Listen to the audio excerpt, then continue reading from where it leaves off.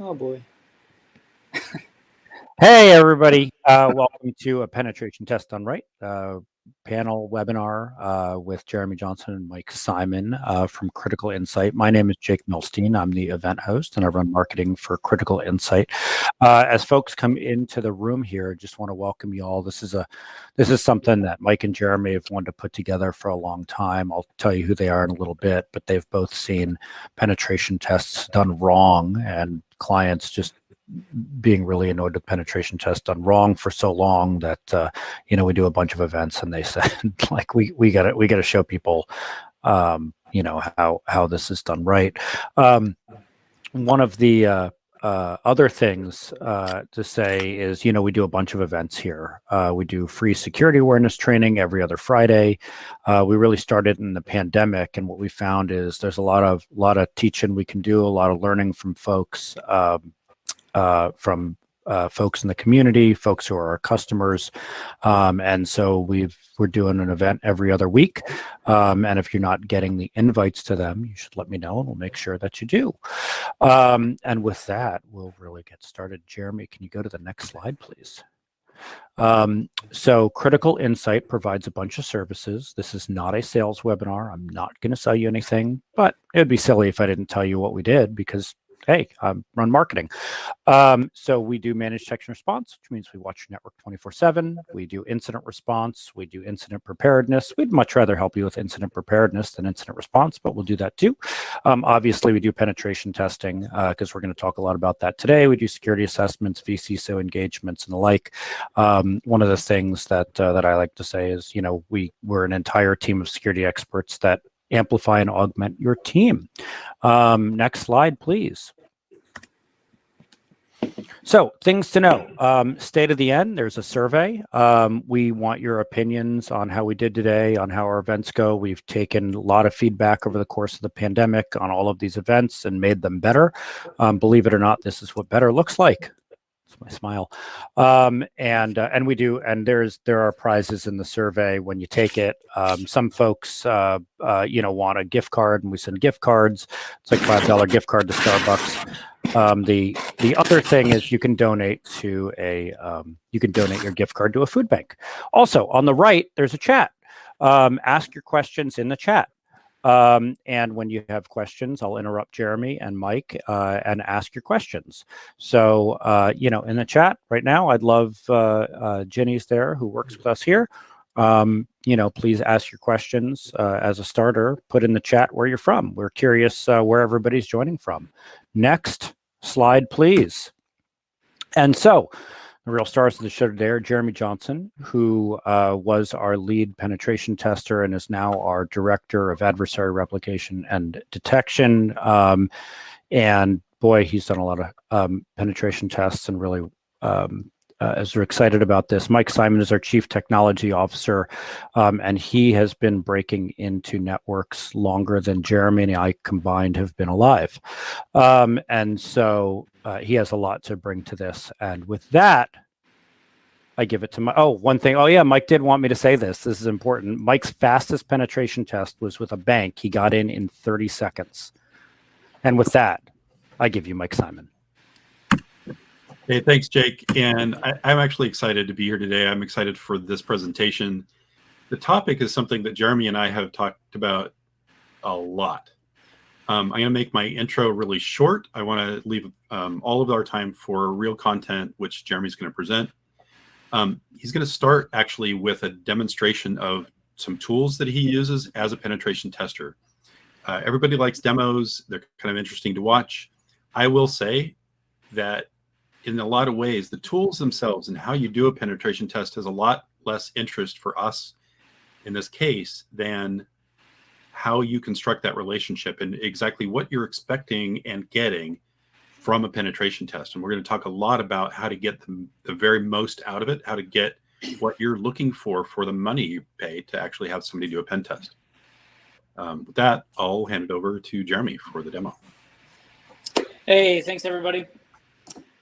So we want to start with a demo today to give you a little bit of an idea of what's going on that consultant's laptop or that penetration tester's laptop or workstation when they're performing an engagement with you. Obviously, there's going to be an infinite number of ways that this can occur. Like every organization is different. There are a number of different tools. There's all kinds of ways to do this. But what we hope to do is give you an idea of what this looks like, and then use this to kind of step off into how do you work with your penetration testers, work with your consulting firm, or if it's an internal team, how do you work with them to get the most out of that kind of engagement or that kind of process? And we'll go into like some of the different things that you can think about. So we want to start with this demo. I'm using a tool called Cobalt Strike. It's a commercial tool that's for purchase. I will add that there are a number of free tools that you can do almost exactly the same thing. The syntax is going to be a little bit different. The tools are going to be a little bit different, but effectively it's the same process.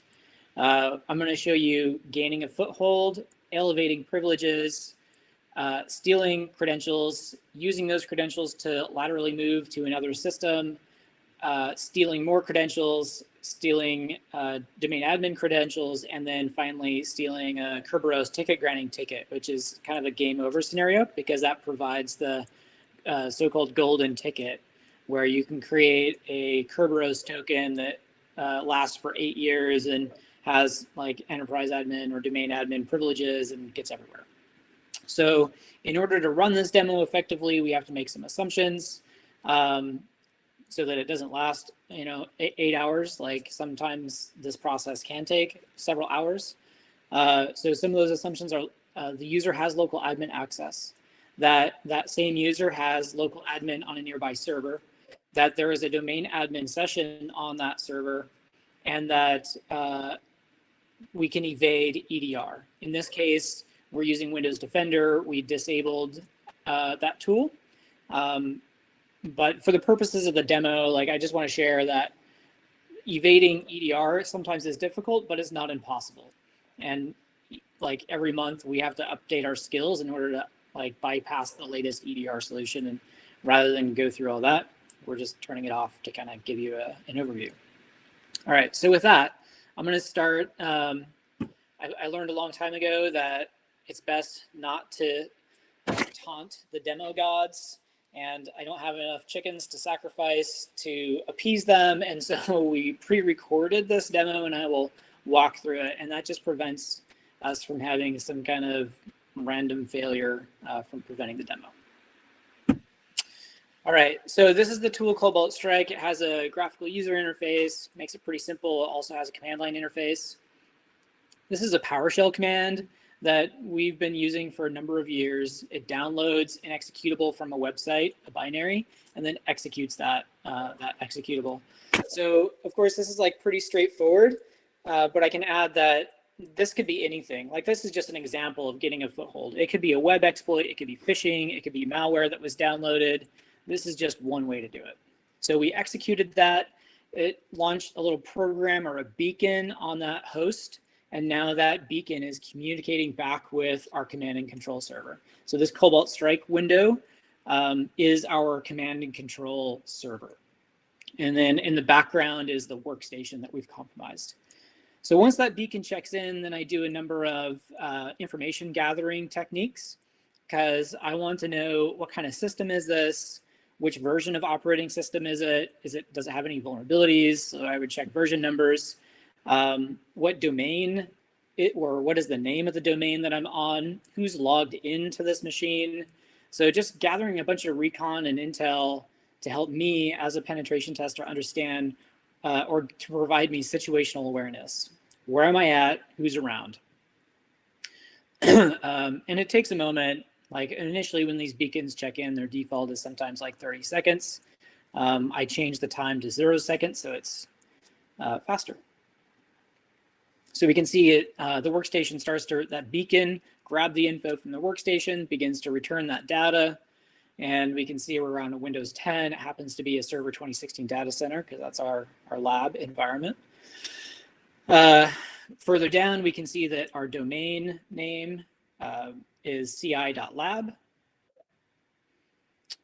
We get the IP information that DHCP is enabled. We see that It's sharing a folder. That's the kind of thing that malware, ransomware will look for is shared folders. More network information. And then we also look to see who's logged in to this machine, because I'm thinking, can I steal their credentials? And also who is in the local administrators group on this workstation. So that's actually pretty common, is that users are added to local admin so that they can install software, manage their machine. Maybe they're a remote worker and it's just easier to allow them to have that. So the next step, now that we have a little bit of situational awareness on this workstation, I will go and scan the network environment. And this beacon allows me to do that. I can go scan for port 139 and 445, which are the RPC and SMB ports respectively. Those are almost exclusively used by Windows in network environments. And so that's a really quick way to identify what are the Windows hosts on this environment, because that's usually where we're going to be performing our attacks, is against Windows hosts.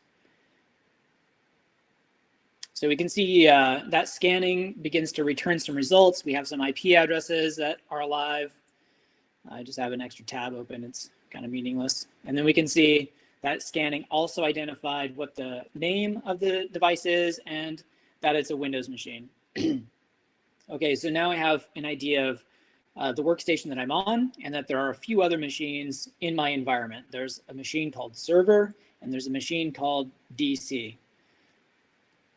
Knowing that I'm in the local administrator group, I can do a privilege escalation exploit. This is a won't fix or never fix with Microsoft kind of vulnerability. And by running that exploit, it grants me, because I have local admin access, it granted me system level privileges on the machine. In order to do that, I have to spawn another process. So you'll see in a minute that I actually have to spawn a couple other processes or beacons. Here, you can see those in order to elevate my privileges. So then I go and interact with one of these other beacons or one of these other processes in order to perform actions as the context of the system or local admin user.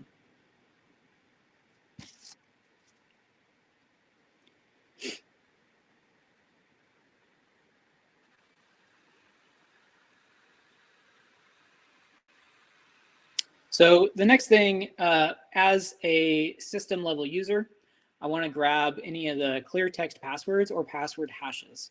In a Windows environment, a password hash, the NTLM, is the same as the clear text password. You can use pass the hash. Effectively, it's the same thing, so it doesn't matter so much. So one of the next steps is, okay, now I have local admin access. I have the password hash. Can I communicate with that other server with the normal user credentials? So this actually verifies for me, without even using the stolen password or hash, that the workstation user has local admin on that machine named server. By doing a dir on the C:, like the root drive, and having it return results tells me that I have local admin access on that. And that's like a really quick way to check if I have local admin on something without running an exploit or any special tools. That's just like built into Windows. It evades a lot of detection tools. So using those privileges, I launched another beacon against that server. So this is lateral movement. I figured out where I'm at. I've stolen some credentials. Turns out I didn't actually need them to laterally move over to that server. And now I'm going to go collect some information. We can see in Cobalt Strike that that I've been granted system level access on that. And with that access, I'm going to go collect some more information and steal some more credential material like password hashes. So as I do that information collection, I can see that there's this user DA, that's also logged in, has a running session on this box. And so that's that. I mean, we're not quite at game over yet, but we're just like one step away.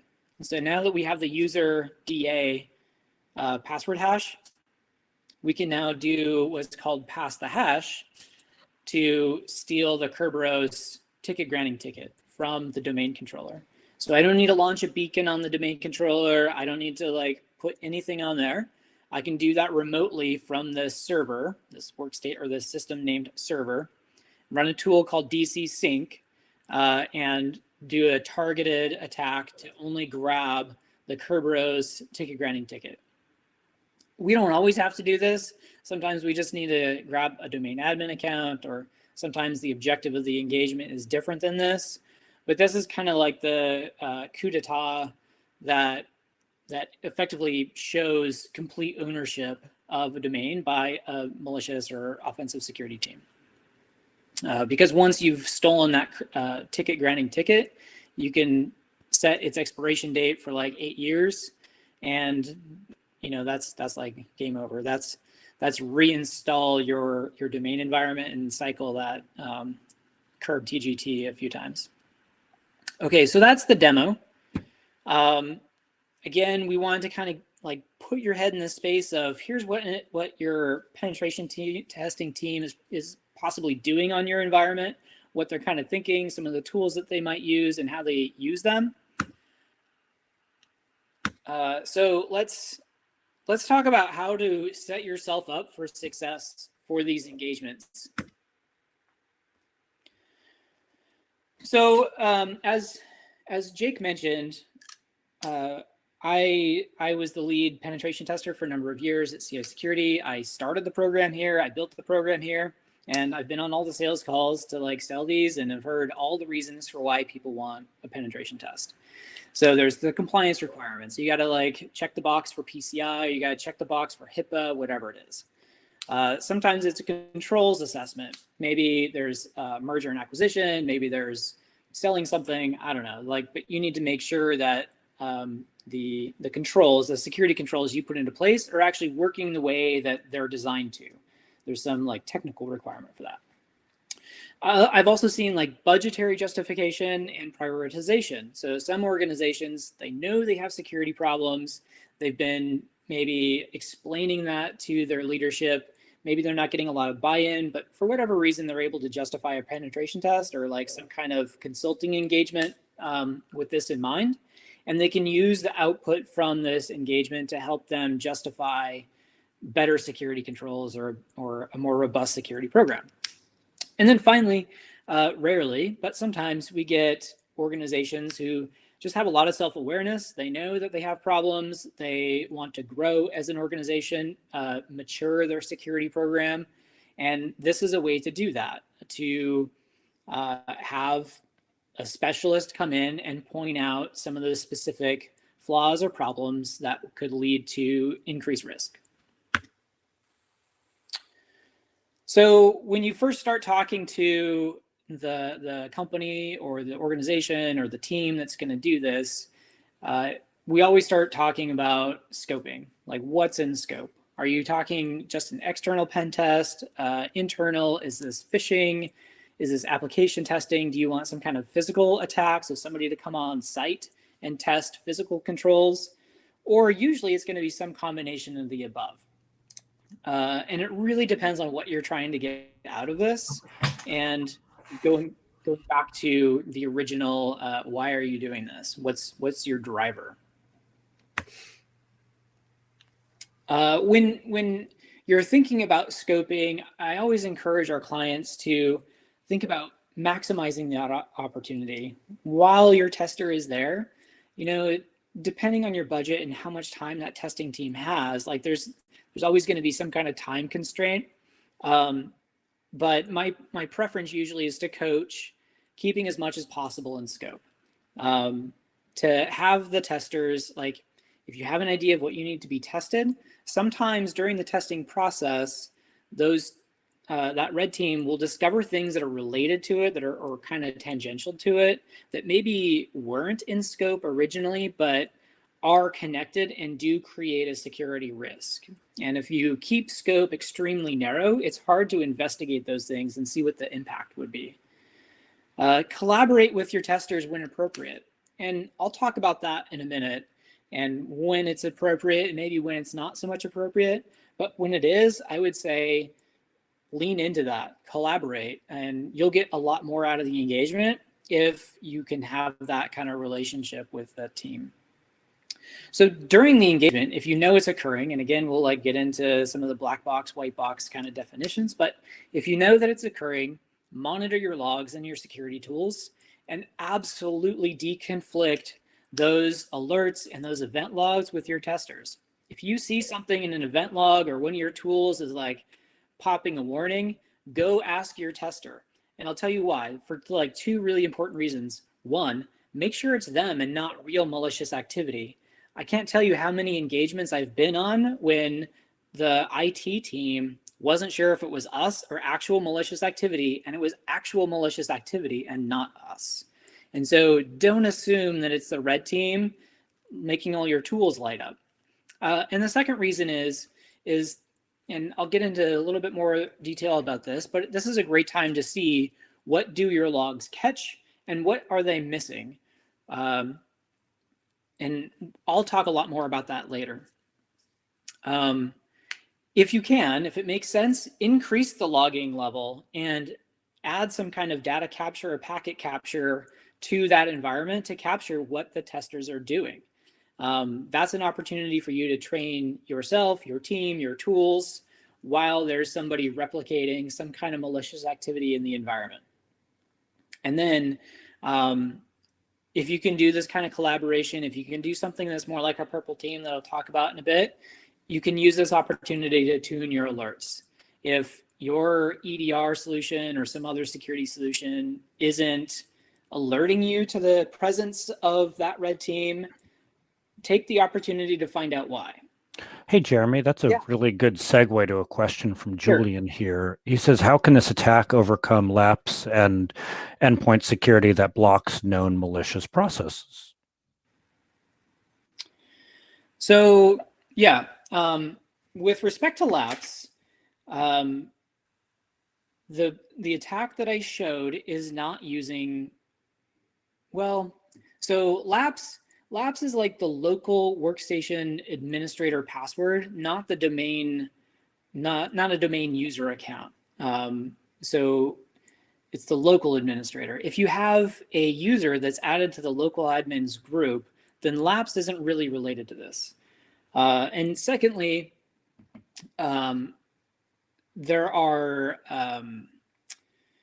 sometimes users are added to the local admins group because there's some kind of legacy software. So I've seen this in some industries where there's some vertical software that runs on a server. People log into the server using an RDP session. That software has to run as an administrative user because bad reasons.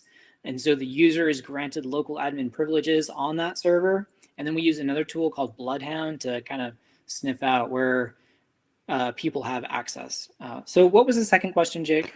Well, so the second is about endpoint security. You know, will endpoint security block Cobalt Strike malicious processes? Right. So that's yes and no. As I said at the beginning of the demo, we did turn off the EDR solution on that, so that we didn't have to like battle with it for 2 or 3 days. But it is possible to evade it. So some of the evasion techniques include things like using PowerShell or JavaScript or Python or some other scripting language that might be installed on the system. It might include using what they call living off the land binaries. So maybe you can, like a couple years ago, you could use like the .NET compiler to compile code and run things for you. Sometimes it's embedding your malware in a good application. So you essentially backdoor a known good application. So there's a number of ways to do it. It's just kind of like a huge pain. Cool. Next demo, we'll make it last 2 or 3 days so that you can enter. All right. Back to the slides, sir. Yep. Thanks. Okay. So black box versus white box. And this is kind of a continuum, you know, it's not like a binary question, but a black box typically is the red team or the penetration testers don't know anything. They're completely shut out. They might only be communicating with the chief information security officer, who says, okay, like Acme Corporation needs a red team. It's going to be black box. And all you know, or all you need to know is Acme Corporation try to get in and steal our software. And so then our red team will then put together an engagement and a scope, and they'll work with the CISO to put that together, what's inbounds, what's out of bounds, but not given much information, if any at all. So there are always pros and cons to either one of these takes. And one of the, like, it's kind of a pro con on the black box is it can be as much a test on the attacker as it is on the defender. So if your attackers are highly skilled, they might get in or they might not get in. And it's hard to know if it's because they missed something, or maybe they don't have like really good coverage of the specific security tool that you're using, or maybe they're just not that good. And it can be really hard to kind of suss that out.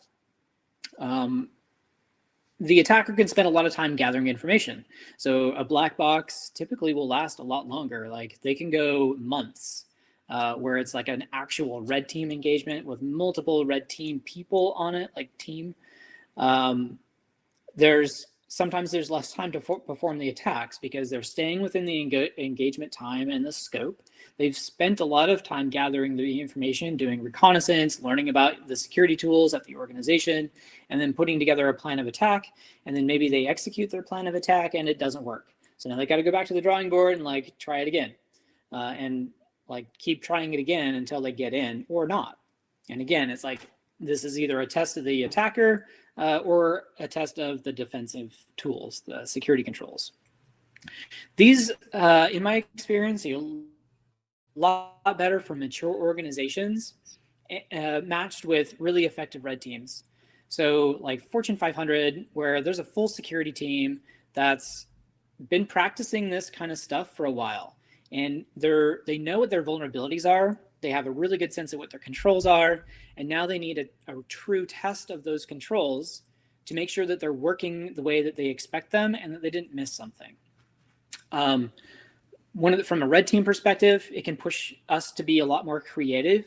A lot of the really great tools that you've seen or that are out today, like Bloodhound, for instance, were created because of engagements like these. It pushed the red team like out of their comfort zone and having to solve problems, like really complex problems that they hadn't had to before.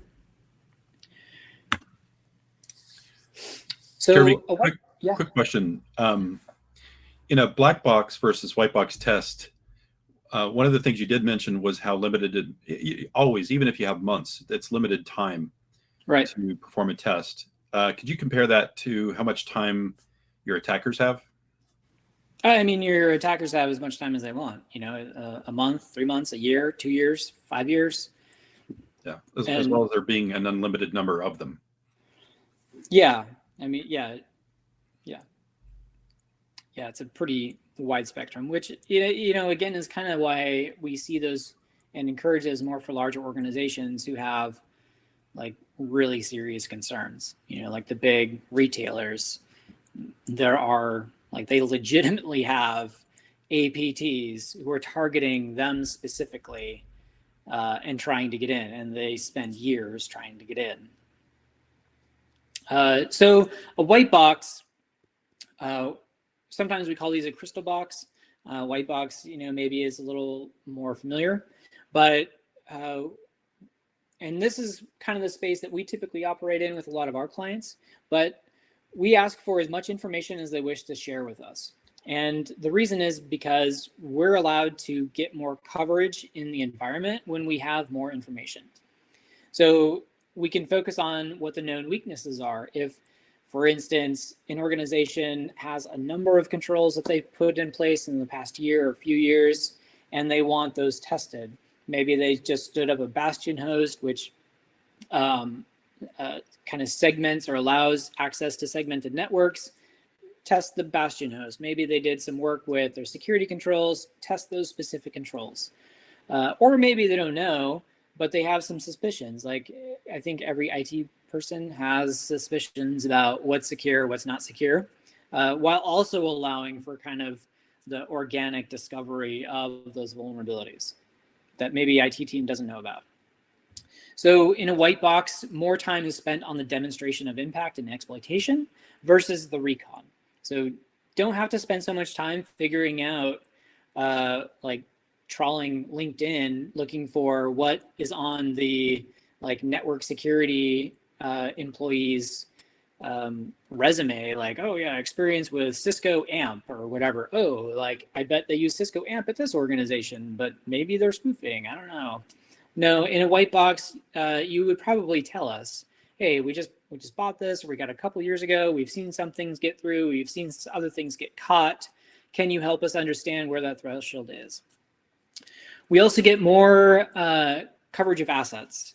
So in a white box test, we'll often do a couple of different scenarios, or you can ask your testers to, what happens if somebody brings a malicious device into the network and plugs it in?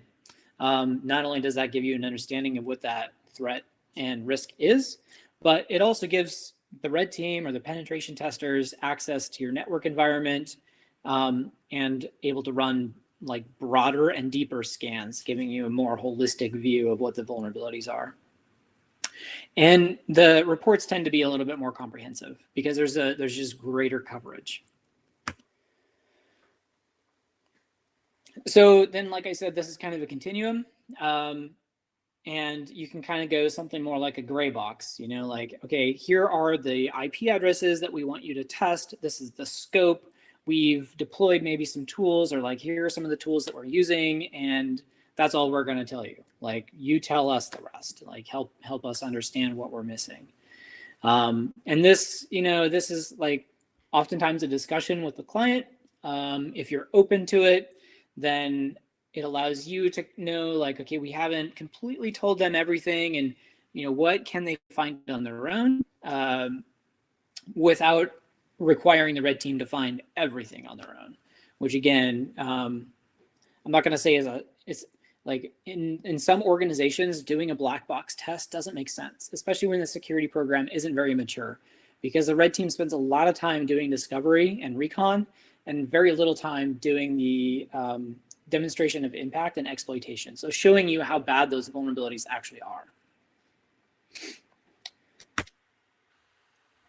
So the one thing that we run into sometimes is when we show up, the client, like I've seen like all spectrum of people in IT like terrified that we're going to throw them under the bus. Like we're showing up and we're there to make them look like idiots, to people just like super happy that we're there and just can't wait to see what kind of results we have, to people who are like want to turn it into a competition, like, oh, we installed a new security tool, but we're not going to tell you.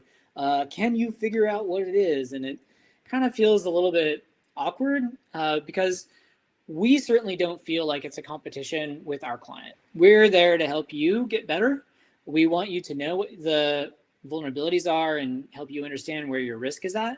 And it's hard to do that when it's treated like a competition, which is why I suggest thinking of it like going to the doctor. And especially like if you're an athlete and you're training competitively, like you're probably going to share a lot because you want to make sure that you can function and operate when it comes to race time. And in this, environment is like when it comes down to we're being attacked, we need to know what our actual vulnerabilities are so that we can go give them special attention during this attack or address them even before the attack. And hey, Jeremy and Yep. Mike, one thing that came up ahead of time and was a question from somebody is, we talked about the gotcha game, can you, and that is, from the pen tester side, can you explain a little bit what the gotcha game is and why it's bad? And this is a good time for that. Yeah, this competition attitude does definitely go both ways. And I think I mentioned it in a few other slides, but I'll talk about it now. I've watched this industry grow, like mature, like the industry has matured, not just gotten bigger, but the people in it have also matured. And I think for a long time, it did feel like, and sometimes it still occurs today, where the penetration tester comes in and they feel like it's a competition. And they feel like they're, I don't know, better than everybody else, or I don't know, what the deal is, but it does feel like, oh, I got you. Like, I got your domain admin, and haha, like I'm super cool, and like, look how silly you all are for not preventing me from getting like access to the keys to the kingdom on your network. And I think that's where some of this conflict starts to occur. Is some of it actually started in our industry. It's like our fault that we created that expectation, which I think we need to work on getting rid of, because it's not helpful for anybody. Yeah, actually, one of the things that you and I have talked about at some length is that mentality goes directly against the goal of a test. Right. The goal of a test isn't to show that there's issues. The goal of a test is to make the target better. Right. And that gotcha crap, just, excuse me, folks, but that just it eliminates that ability. You know, now you have this adversarial relationship, and they don't want to listen to you anymore, and it doesn't do what it's supposed to, which is make the target better at being secure. Right. You're allowed to say crap. It's our own platform. April has a question. So what are the defenses that stop you cold? Lapse, disable, I actually don't know what that one is. Yeah. I mean, that's what a are good your question. top 3 suggestions? Well, defense in depth, and defense in depth. So top 3 suggestions, like truly, it's all about spreading out your defense. So endpoint detection and response, having a good anti-malware or like anti-phishing tool, having good network intrusion detection, or having good logging and monitoring. Like there's a number of things. There isn't like a perfect combination that works for everybody, and especially like more so now as so many more tools are in the cloud. There are things that you can do for configuring the Windows workstations, like turning on the firewall and disabling unused services. I mean, just turning on the Windows firewall across all your workstations and your servers and only allowing inbound communication on very specific ports is like a huge win in a lot of ways. So there's not like one tool, there's not like one thing you can just give somebody your money and it fixes your problems. I think we all know that. But it really truly is about spreading it out. You know, like today you might have a really good EDR solution, and while like EDR is ruling this, you know, like 2021, the attackers are focusing on the servers that aren't being covered by EDR, or they found some protocol flaw that EDR can't cover. And then next year it might be firewalls, and then like attackers figure out a way to make their traffic look very not malicious and do tricks with DNS or something else. Like it's a cat and mouse game, and there isn't like a tool. Well, I would add too that you know, and some of the stuff you need to do is really not a tool; it's configuration. But also, some of it's not a tool because it's the boring answer. Like one of the best things you can possibly do is make sure everything is patched. Yeah. You hear that over and over again, and yes, it's not a complete solution to everything because there are 0 days. And there are non-patch related attacks that aren't about a vulnerability. It's about, you know, hacking the person, as I saw in the chat. But if you only could do one thing, I'm gonna, you know, maybe Jeremy, you'll disagree with me on this, but if you can only do one thing, which would be weird, for me it would be make sure everything's up to date, so there's as few vulnerabilities as possible on those things being attacked. Yeah, also, you know, I want to throw in there too. The other boring one is backups. You know, if you're worried about ransomware and the effect of ransomware, have a good backup. Yeah, it depends on where you're at in that like confidentiality, integrity, availability triad, where your top priority is. Yep. So kind of related to this, actually, on the next slide here is our common findings and our common recommendations. Default passwords, we still see those, maybe a little less than we did 5 or 6 years ago. Vulnerable protocols, there are a lot of legacy systems out there that are still using protocols that are very vulnerable, and we've been seeing that in the past month with SMB and NTLM hashing and Active Directory certificate services. Unconstrained privileges. This one is huge, and this one is a really challenging problem to resolve because it's difficult to understand what users are in what groups and how those groups are related to each other and what kind of derivative impact or risk that creates.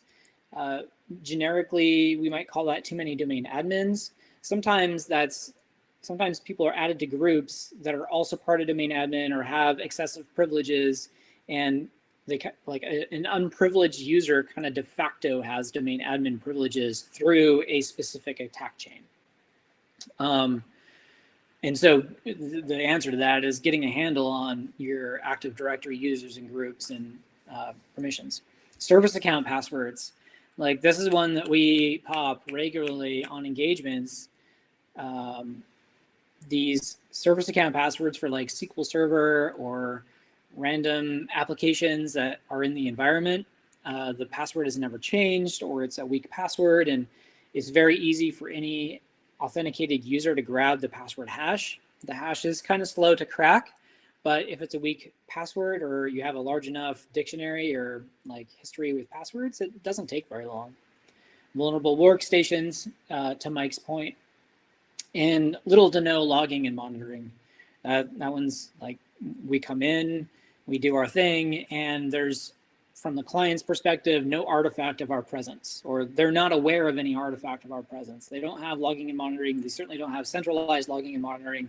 And so they wouldn't have been able to find us if they had wanted to. Okay, so what is a purple team? And this is kind of where we've been pushing our clients in the last couple of years. It doesn't always make sense, but sometimes it does make sense.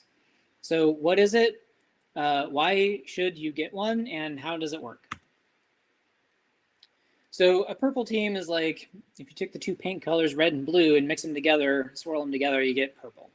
And that's kind of what we're doing, is we're swirling the two teams together, our attackers and our defenders.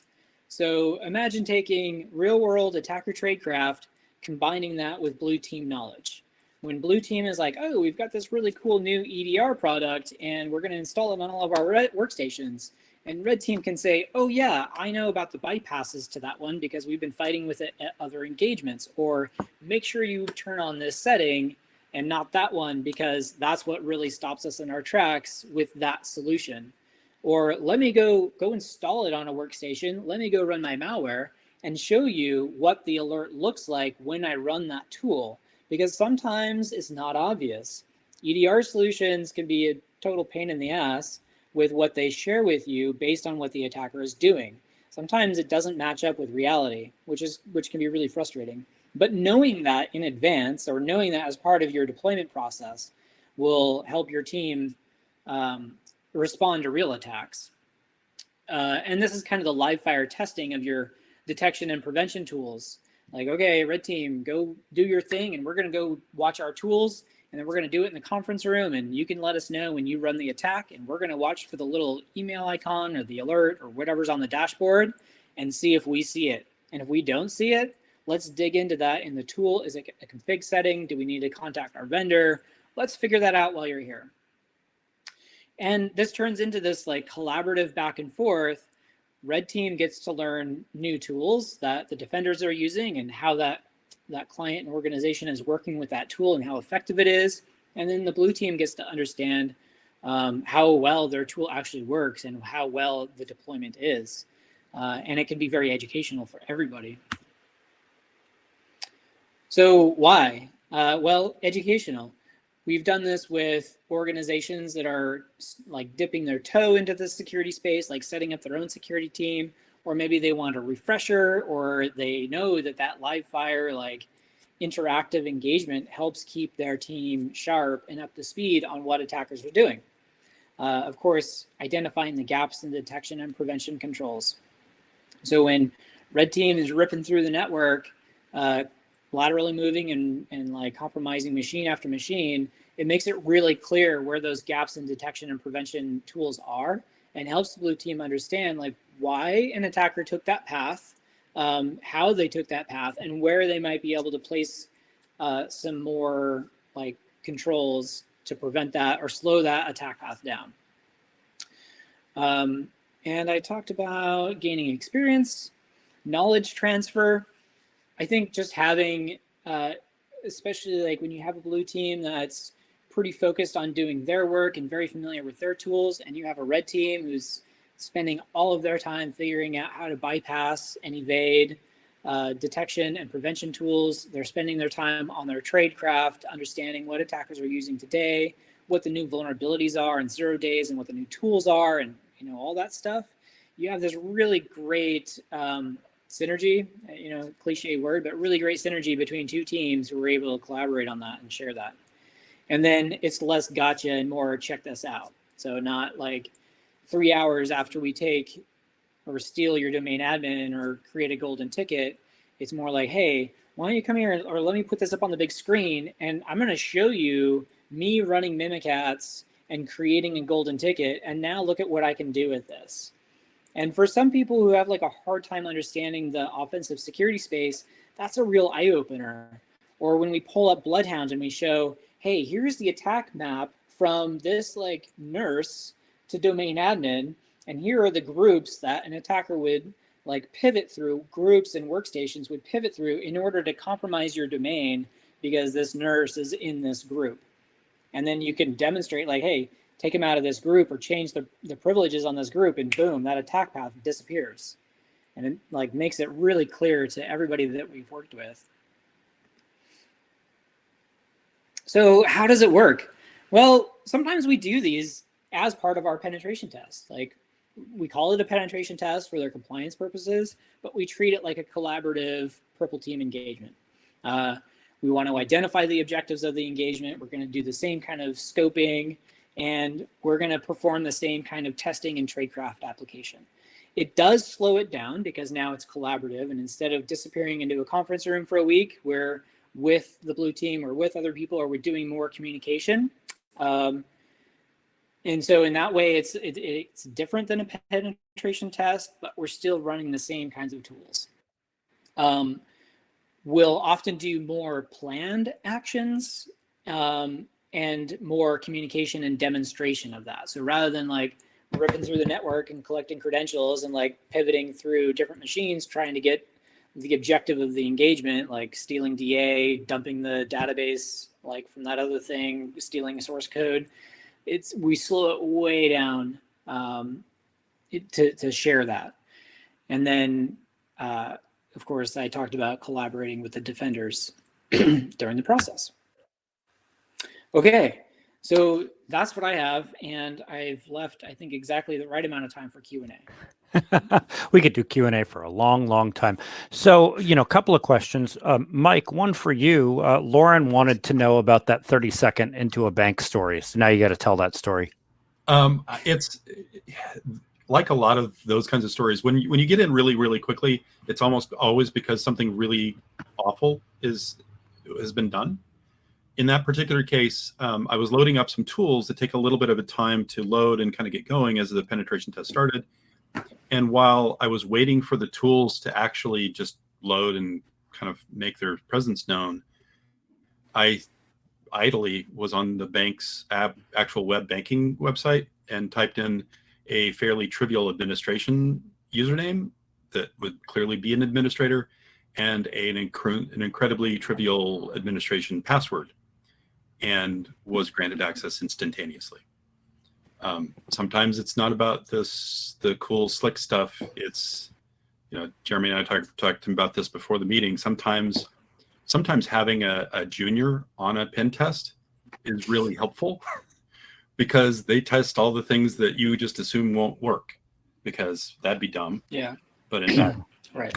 Who'd ever do that? Who'd ever do that? Hey, like I said in the chat earlier, I asked as a joke in another event, what's your mother's maiden name? And somebody put their mother's maiden name. So, people, right? April wants to know, does enabling tamper protection make Windows Defender and, together with ATP a functional EDR?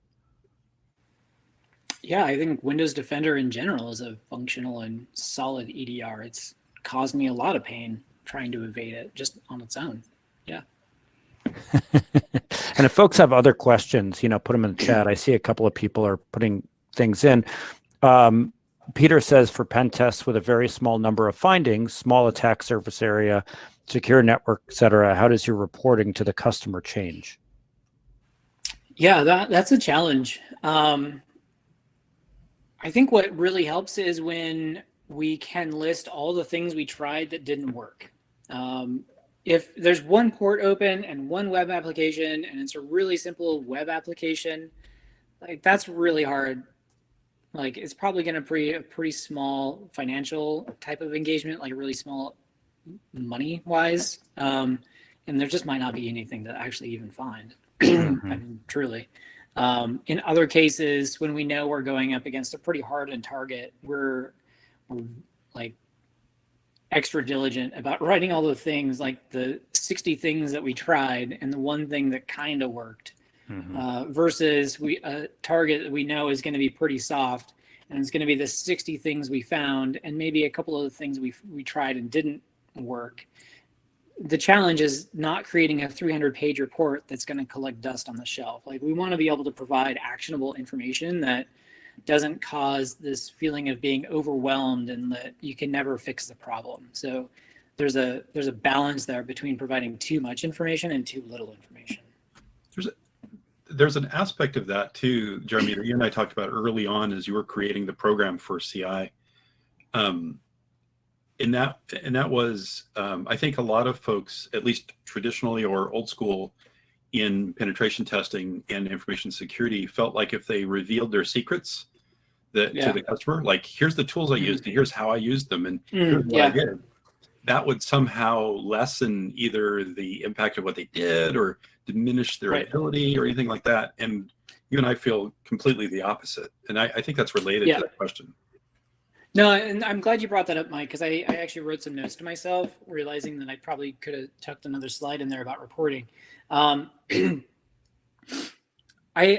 believe that the reports that we deliver or others deliver, that you should be able to take that finding and with a sufficiently technical person, not like a red teamer, but a sufficiently capable person could be able to replicate the findings, or have some fair chance at replicating the findings.